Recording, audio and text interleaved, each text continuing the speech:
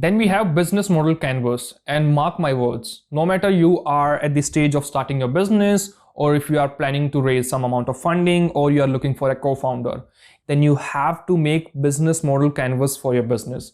And it's very important. You meet any investors, any business partner, anyone who is related with entrepreneurship and startup, they will all advise you or recommend you to make a business model canvas of your business. So business model canvas have 9 different boxes.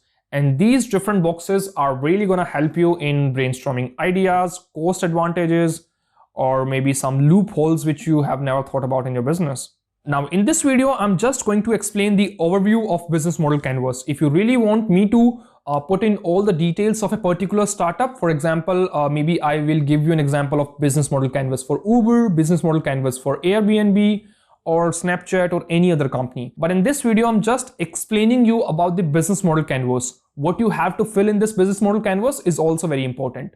So I'm just gonna take very random example just to show you that how you can put different companies at a different location in this business model canvas.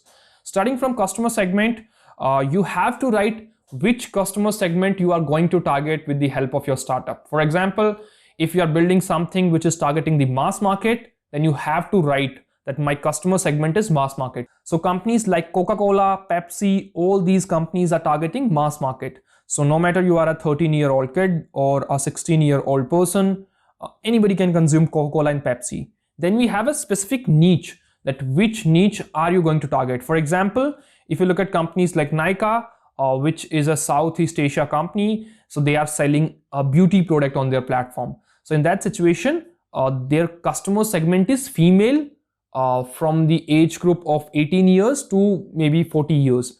So their customer segment is female from 18 years of age to 40 years. Then we have segment. So if you're building a e-pharmacy company, then your customer segment will always be 35 years of age to maybe 80 years of age, because all those people who are getting old, they are the one who is going to face these kind of problem like health issues, or maybe these are the people who really need these kind of drugs from your e-pharmacy platform. Then you can also have a diversified customer segment, just like Amazon. So Amazon is selling product from toys to any high-tech product like a laptop or any other machine. So they have a very diversified customer segment. Then we have multi-sided platform as a customer segment. So if you have independent customer, so for example, if you are launching a payment gateway, then you have a multi-sided platform. Then we have a box of customer relationship. Now in this box, you have to write that how you are acquiring your customer and how you are retaining them.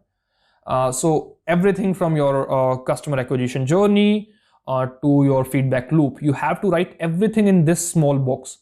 So in customer relationship, you have to write your customer acquisition channel. So if you are acquiring customer from online, offline medium, how you are building your sales funnel, and how you are building a feedback mechanism. Some people also call that as a feedback loop. To retain those customers, to reduce down the churn. So we will understand churn in a very detailed way, maybe in 4th or 5th module, where we will discuss that how you are going to reduce your churn rate with the help of a very good concept called as leaky bucket. And we will understand that how a leaky bucket work, how you need to retain customer, and all those kind of. And then you can also write that how you are going to boost sales while retaining the existing customer. So everything ranging from customer acquisition to sales funnel to retention strategy, reducing down the churn, everything you need to write in the customer relationship management. So just to give you a little more clarity on customer relationship, you have to ask your customer that how they feel about your product, how's the experience across the journey, and you also have to give some sort of coupon code to upstretch or to cross-sell your other product, that please take 20% discount on your next purchase, rate us to get these many credit on your account. All these kind of things you have to write in customer relationship box. Then we have channels. So if you have a B2C product, then your customer acquisition channels would be all social media platform like Facebook, Snapchat, Instagram, or maybe a video aggregator platform like YouTube. But on the other side, if you have a B2B product, then your customer acquisition channels would be Quora, or maybe inbound or outbound team, which is really talking to different people, or maybe sales representative. They can also be your customer acquisition channels. Also, you can put word of mouth as your customer acquisition channel, because if few companies are telling to other companies that, hey, this product is really helping out in streamlining our process, then You can also consider that as a customer acquisition channel, but that's organic marketing, which a lot of companies end up doing for B2B product. Then we have value proposition. In value proposition, you will write all the things which are really helping you out in differentiating your product from other competitors. For example, if you're building out something which have a very unique or a very new element in it, then it's a newness factor. You need to write what is the newness factor in your product. Then we have performance. So if your product responds faster than your competitor, then we have customization. Obviously, all those B2B products have to customize according to the requirement of the client. Nothing is universal or constant. And that is why if you end up building something which is very flexible and people can easily customize that, that's a very positive sign for your product. And you also have to write it that our product have this unique element, our product is well optimized, and our product is well customized. So irrespective of the domain you belongs to, you can use our product. Then we have key partners. So while you are acquiring those customers or fulfilling your product, who all are the partners who are helping you out in the complete process? For example, if you are a B2C e-commerce store, then you need partners like payment gateway provider, logistic partner to deliver your product. So all these supplier, partner, distributor, all these are your key partners. So you have to write, if you're building an e-commerce store, then your key partners are logistic provider or aggregator, payment gateway provider. So all these are your partners.